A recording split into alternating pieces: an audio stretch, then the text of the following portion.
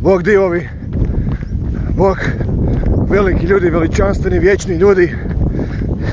Nadam se da ste dobro ove subote.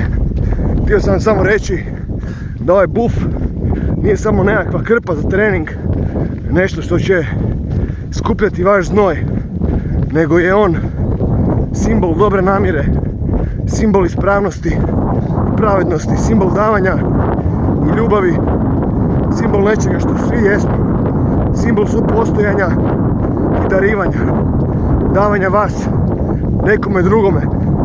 To nije neka lova koju ću ja spremiti u džep, dapače, dao sam svoju lovu da se izrade i svaki cent od tih bufova ide djeci, ide siromašnima, ići će za organizaciju ove utrke.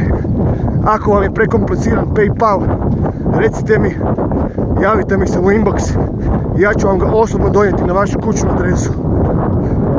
Ako bude mogućnost, budem i dotrčio. Eto ljudi, želim vam jednu veličanstvenu subotu.